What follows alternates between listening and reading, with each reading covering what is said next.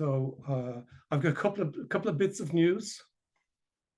One is that a really nasty relapse last week. Oh, it was bad, and it was through the gut again through the gut. Yeah, I was doing some work on the gut already, and I was taking a kind of type of yogurty thing, milk-based yogurty thing, with, what did it have in it? It had one of the really special ones. Yeah, one of the really special bacteria that you get in it. Oh, it's gone out of my mind. I might remember it later. Um, and I've been taking it for about 3 or 4 weeks, and I'd also been doing a gut cleanse as well. But I wasn't drinking enough water with the gut cleanse, so I upped my water, and that made the gut cleanse immediately function much higher. And also I had this milk-based thing, which was probably very good, except not for me. The other illness, EPGA, appears to affect my gut a lot, so it's very difficult to manage. Anyway, the culmination was, yeah, I went downhill really on, yeah, Tuesday wasn't good. Wednesday was a bit of improvement. It was okay for the class. Thursday, downhill again. And then I realized maybe it's this thing, as I continued to take it. And on Friday, after being up for a couple of hours in the morning, I was back to bed at half 11 a.m. and I woke up at 8:30 in the evening. I don't think I've ever done that before. That was how wiped out I was. And yeah, I lost most of my walking ability, or compared with normal anyway. I was still able to go to the bathroom and things like that, but I was leaning against the walls and stuff, and I wasn't able to get to the sauna,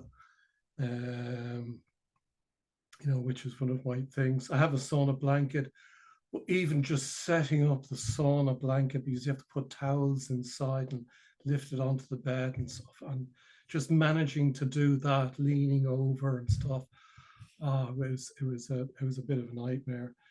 And the heat was fantastic though, but it was really very challenging.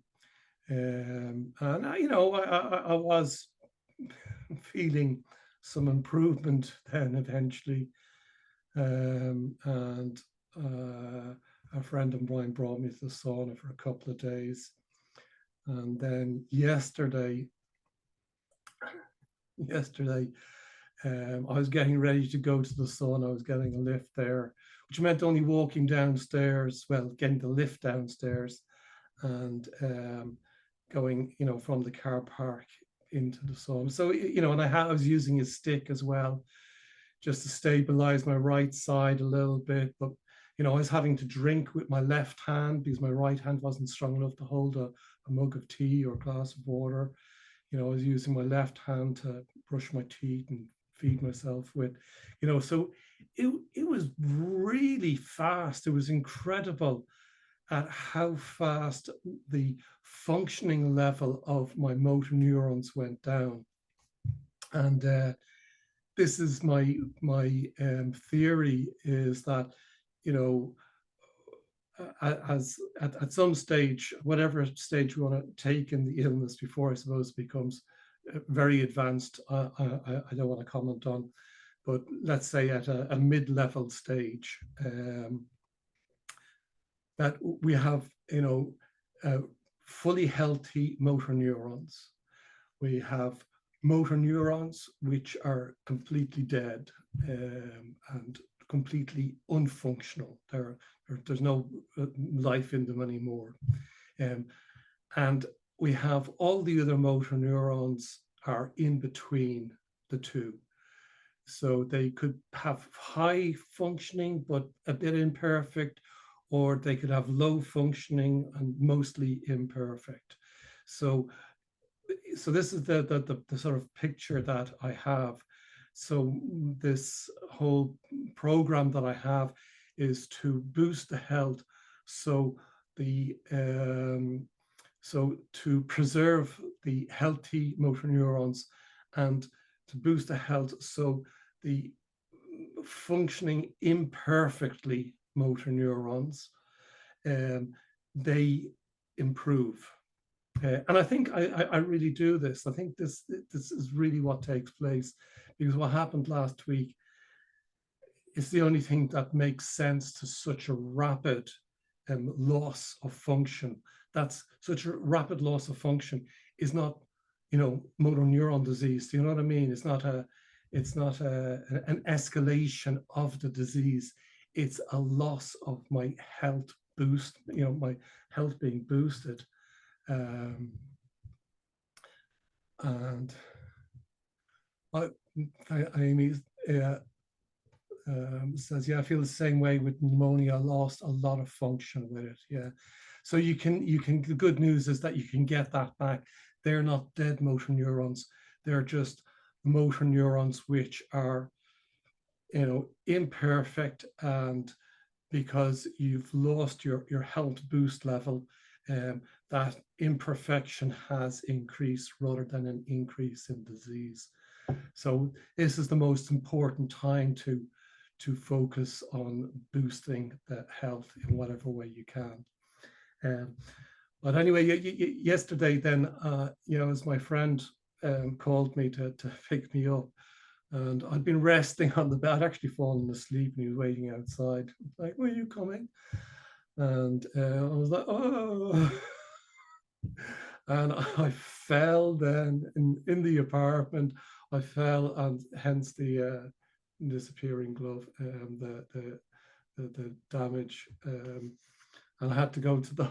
I went to the sauna anyway. Like, I even got into the pool a little bit, but yeah, it was very painful and very swollen. So it doesn't look like there was any bone broken in it. So it'll just recover, and it's okay. I'm still recovering from last week as well, but my energy is very good. I don't mean I have an abundance of it, but when I was in the hospital, got this really nice doctor. Oh, she was so cute, and she she asked me something about the neurology department helping, and I just laughed so loudly. I just laughed and laughed. I couldn't help it. I said, they're just not in the right frame of mind to help. They're, even if they understand the illness, they don't understand how to apply that, like what I've just explained. Or like, what I often explain, is that the approach to exercise should be low stimulus, because we don't want big signals going through our motor neurons, because that is, amplified by imperfections, so is likely to cause a more rapid progression than low stimulus exercise, or even no stimulus exercise like the quadriceps, or the chi machine, which gives us this movement, and that movement stimulates our muscles without actually moving them, like massage. So they don't understand things like this. But I don't think she ever heard somebody laugh so much. So that was my adventure, yeah, the ongoing adventure. So let's do some meditation.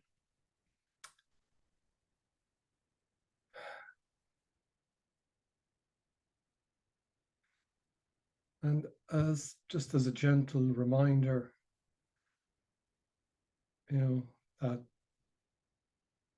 more we use this meditation, the more we come from a quiet space of trusting our experience, trusting our suffering, trusting that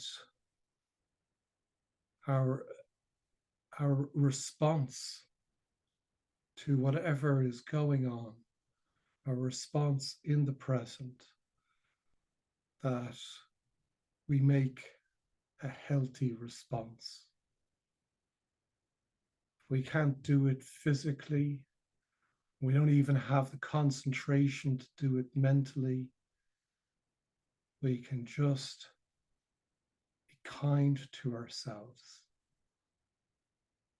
or forgive ourselves our shortcomings. And in this moment, this is all I can do. And that's fine. I just appreciate being here, being conscious, being alive, facing my suffering,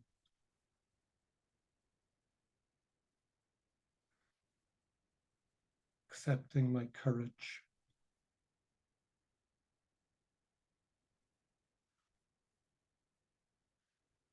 And we naturally move into a state of healing.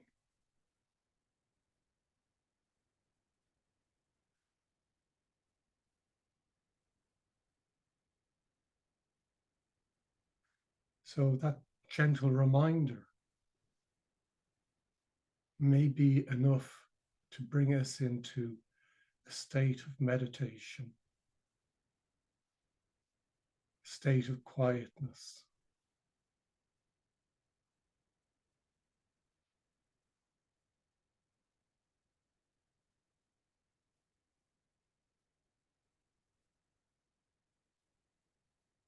So maybe we can just appreciate from time to time the experience of quietness.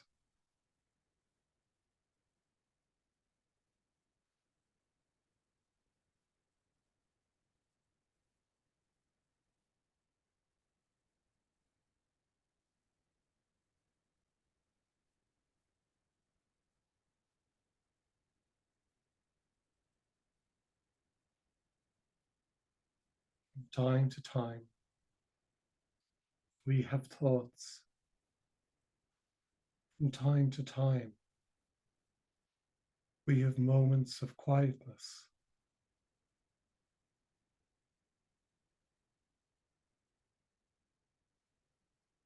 And everything in between.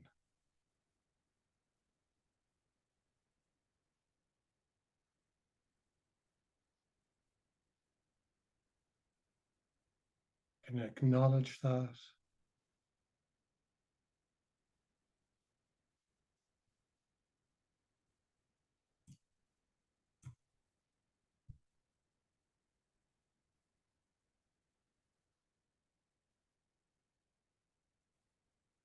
And we'll acknowledge Lascarina, who's just joined us. You're very welcome, Lascarina. So we're just in a meditative state.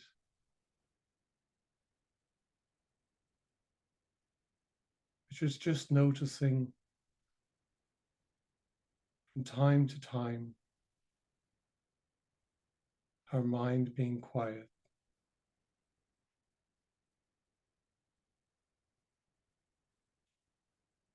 Even though sometimes our mind rages like a storm out of control. Other times, the wind has become quiet.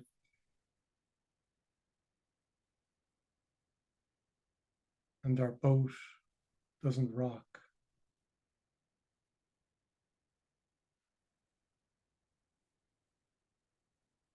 We may be frightened of the quietness too.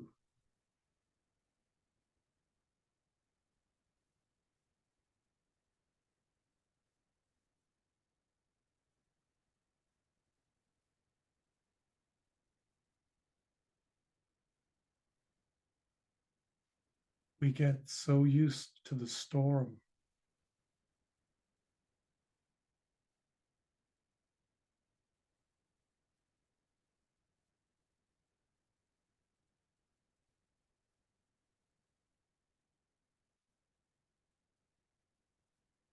We get used to the emotional and mental turmoil, being pushed and pulled, fighting and defending, getting high, getting depressed.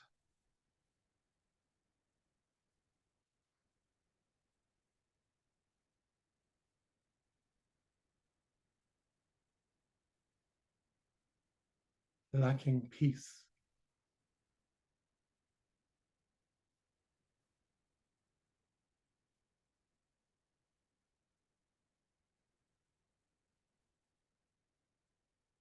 We get attached to it.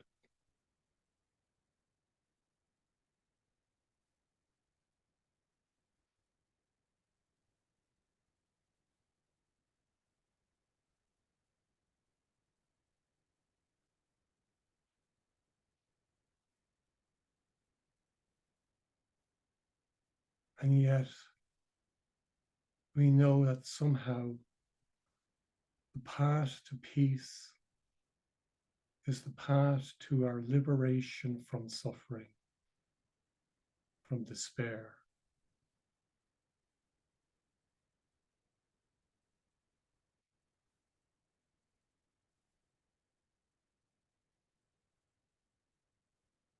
So let's just appreciate simple silence.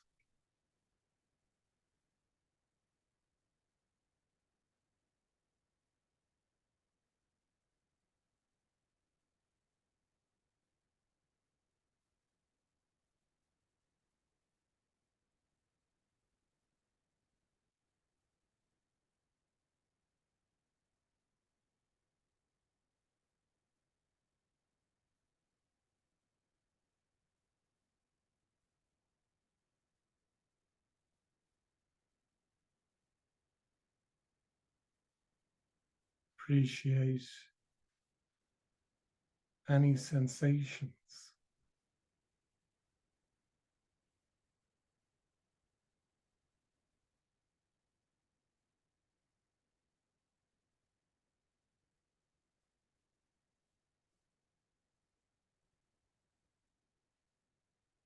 Appreciate that you're alive.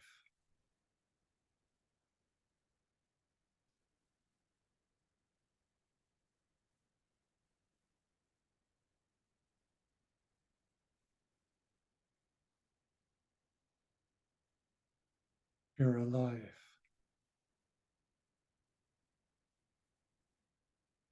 facing the challenges of your life.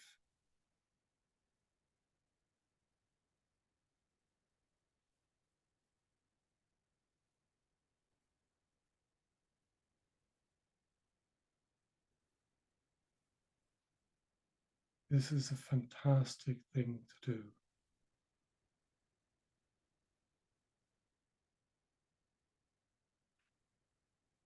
Something only people who mature can do.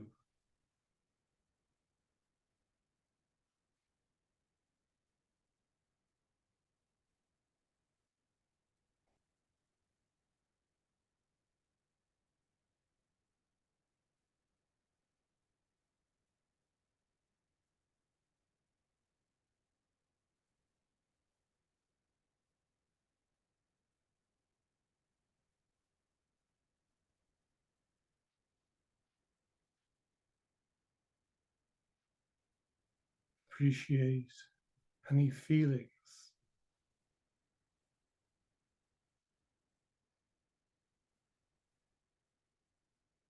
Without feelings, we wouldn't be here.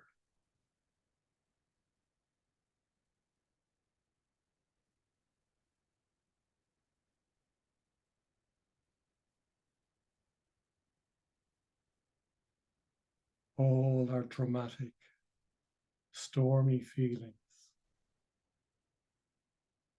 they also give us the energy to let go and move on.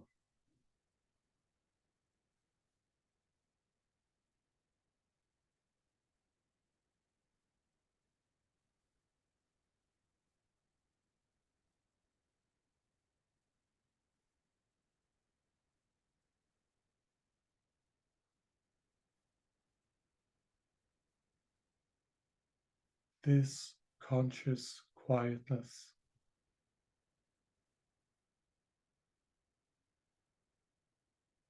does not demand anything.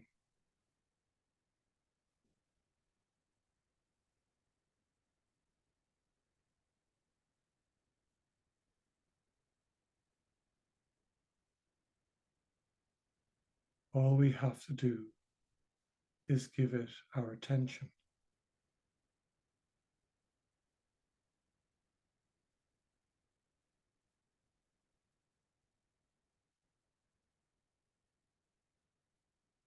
All we have to do is to keep noticing it.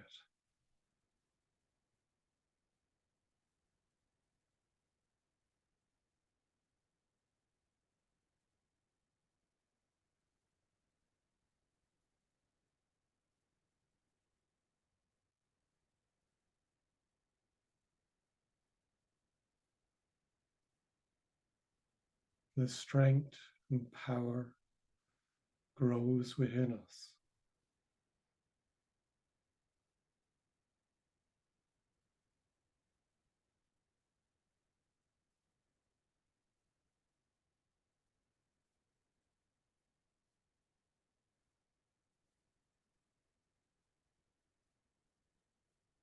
Grows within us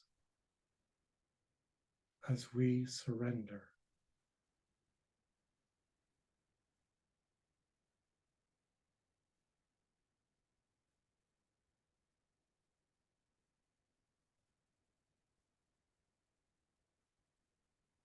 This is also the spiritual path.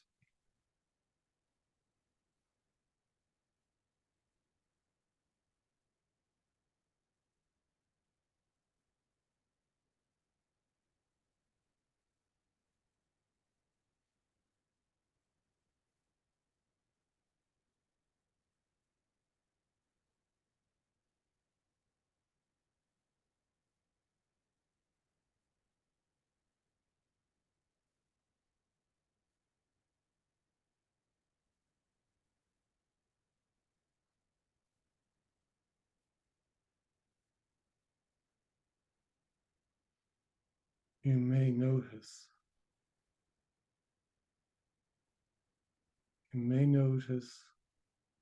the silence, the quietness,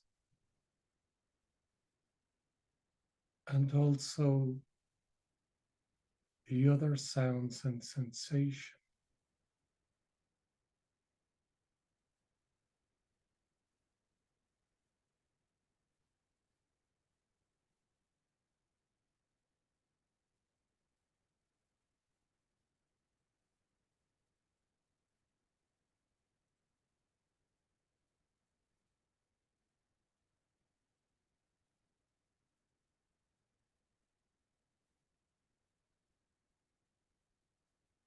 Everything is accepted.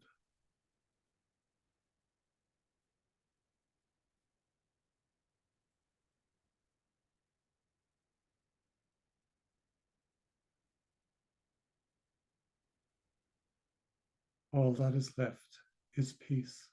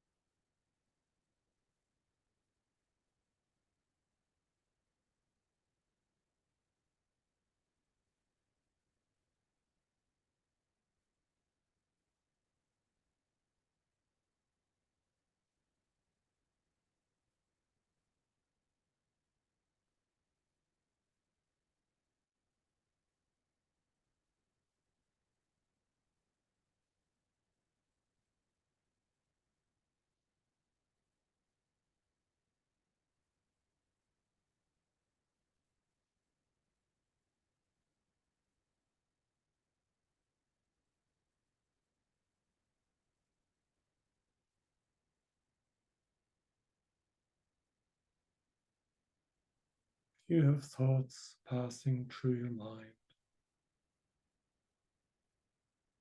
Doesn't really matter.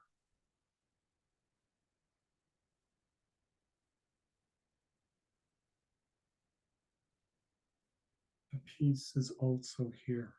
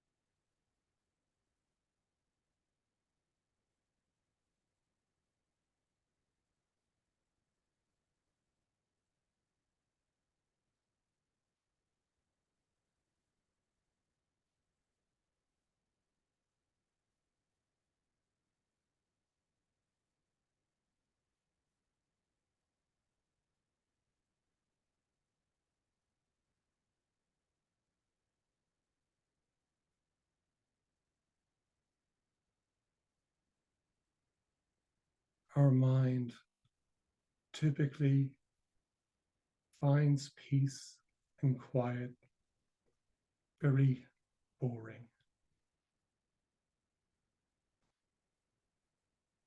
And so it naturally looks for something more interesting.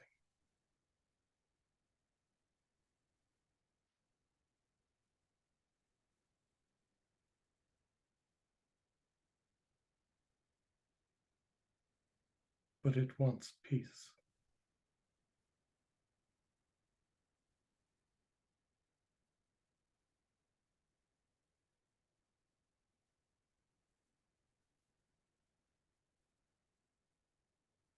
Perhaps we can use this peaceful place of acceptance. Perhaps we can use it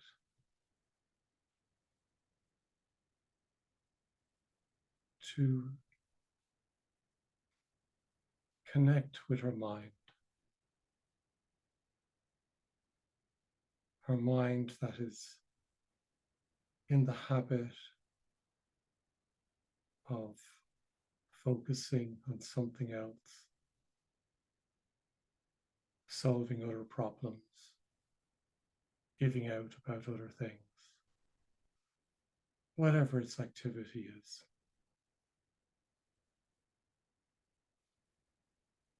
We ask our busy mind, hey, busy mind,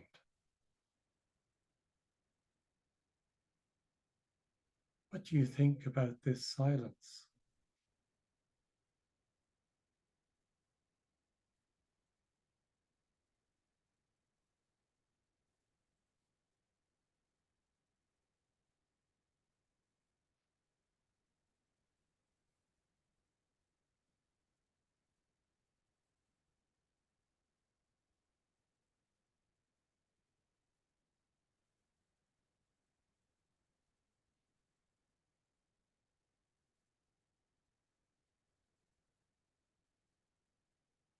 And if our busy mind notices the silence, free silence, unconditional, if our busy mind notices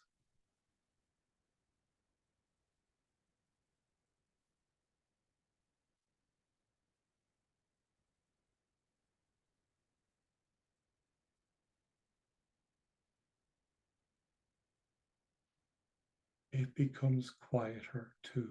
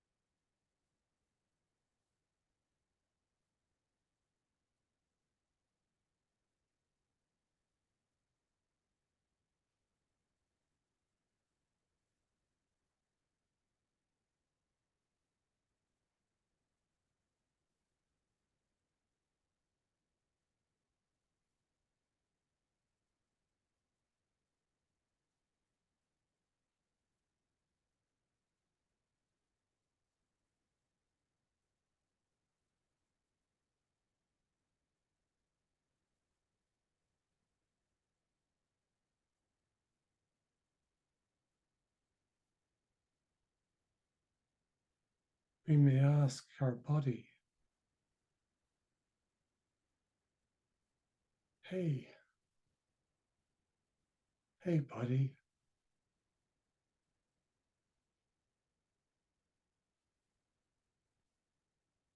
what do you make of this silence?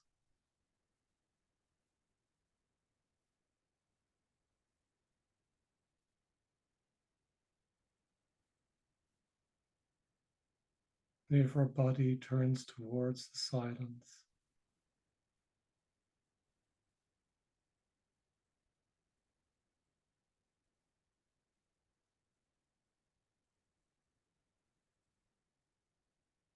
where nothing is demanded of it,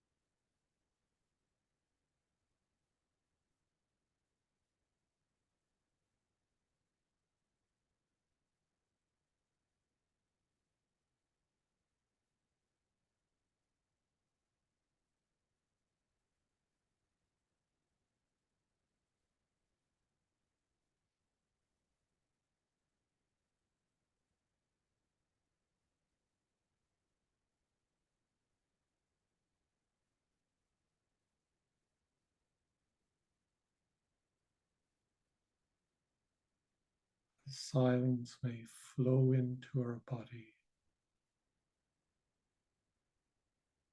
helping it find peace,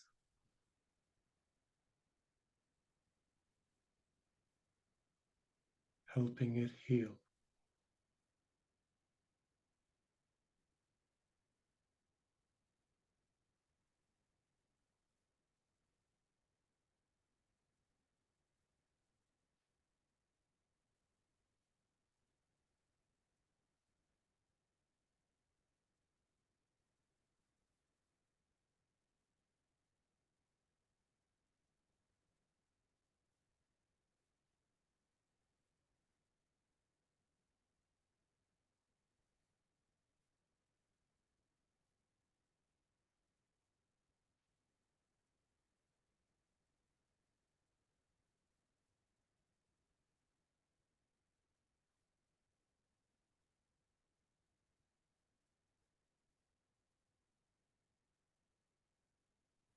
Maybe we can ask ourselves who and what we are right now. Hey, What happens when I open to this peace? This peace that doesn't demand anything from me.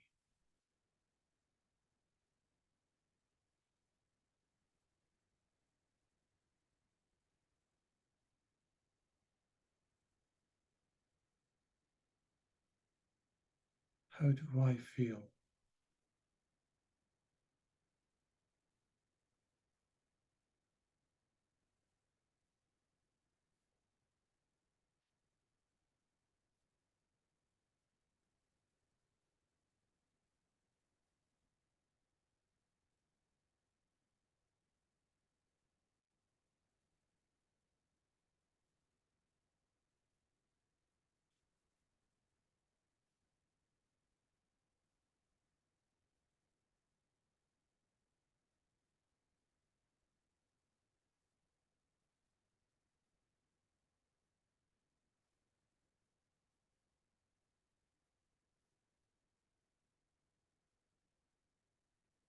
Perhaps this peace is a bit like the sun, letting the sunshine into our hearts, our mind, our body, our life.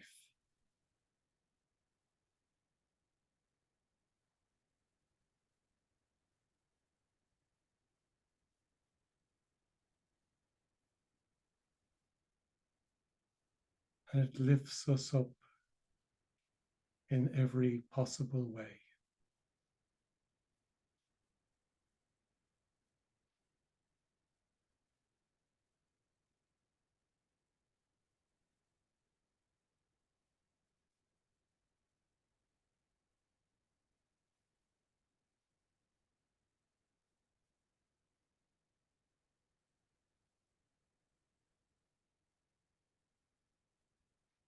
Let this peace support you throughout your day, throughout your life.